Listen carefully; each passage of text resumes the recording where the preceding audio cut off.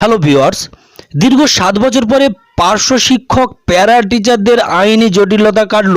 এরই একটা প্রতিবেদন এই সময় সংবাদ মাধ্যমে প্রকাশিত হচ্ছে। সেই প্রতিবেদন নিয়েই আজকের ভিডিও। চলুন সেই প্রতিবেদনে ঠিক কী বলছে। প্রায় 7 বছর পরে রাজ্যের প্যারা টিচারদের নিয়োগের আইনি জটিলতা কাটল। রাজ্যের উচ্চ প্রাথমিক স্কুলগুলিতে শিক্ষক নিয়োগের হিসাবে ক্ষেত্রে যে 10% আসন প্যারা টিচারদের বরাদ্দ রাখা হয়েছিল 2016 সালে বিজ্ঞপ্তির মাধ্যমে হাইকোর্ট সেই বিজ্ঞপ্তিকে মান্যতা দিল।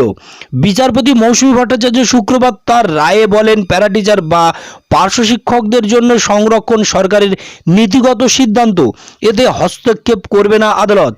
পাশাপাশি প্যারা টিচার নিয়োগ, তাদের কাজের ধরন থেকে শুরু করে তাদের কাজের গুরুত্ব সবটাই অন্যদের থেকে আলাদা। তাই 2017 সাল থেকে স্পেশাল এডুকেটর, সম্প্রসারক, সম্প্রসারিকা, মুখ্য সহায়ক এবং সহায়িকাদের দায়ের করা সব কটা মামলা খারিজ করে দেয় হাইকোর্ট।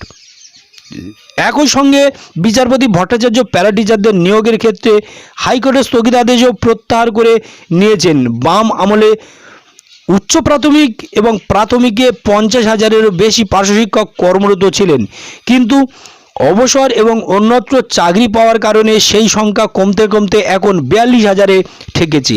যদিও সিঙ্গেল বেঞ্চের এই নির্দেশকে চ্যালেঞ্জ করে ডিভিশন বেঞ্চে যাওয়ার ব্যাপারে আইনজীবীদের সঙ্গে আলোচনা করেছেন অন্য পক্ষ।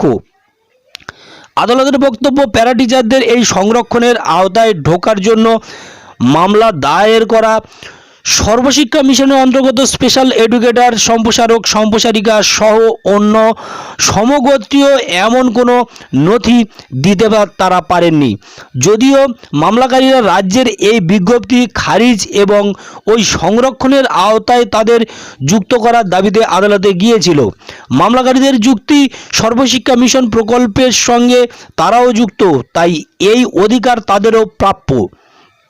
যদিও প্যারা টিচার তরফে আইনজীবী সৌমিক প্রামাণিকের যুক্তি, প্যারা টিচারদের নিয়োগ হয় জেলা প্রজেক্ট অফিসারের মাধ্যমে, ফলে তাদের নিয়োগের স্বচ্ছতা নিয়ে প্রশ্ন ওঠার সুযোগ কম। এদের প্রতিদিন ক্লাস করাতে হয়, তাদের পরীক্ষা ও খাতা দেখার মতো কাজেও ব্যবহার করা হয়। সেই সংক্রান্ত নথি আইনজীবী আদালতে ও তুলে দেন। তো বন্ধু, পার্শ্ব শিক্ষকরা সব কিছু করছে, কিন্তু একটা জায়গায় পার্শ্ব শিক্ষকদের, প্যারা টিচারদের খামতি এবং আজও পর্যন্ত তাদের বঞ্চনার শিকার হতে হচ্ছে, যেটা হলো বেতন। পার্শ্ব শিক্ষকরা এত কম বেতনে যে দিনের পর দিন কাজ করে চলেছে সেটা বলা বাহুল্য, এবং সেটা নিয়ে এখনও পর্যন্ত আইনিভাবে তো কোনো সিদ্ধান্ত হয়নি। যদিও সেটি আইনি আওতায় আছে এবং পরবর্তী জানুয়ারি মাসের মাঝামাঝি সপ্তাহে এরই একটি সিদ্ধান্ত নিতে পারেন হাইকোর্ট, তেমনটাই মনে করা হচ্ছে। আপনারা সঙ্গে থাকুন। ধন্যবাদ, নমস্কার।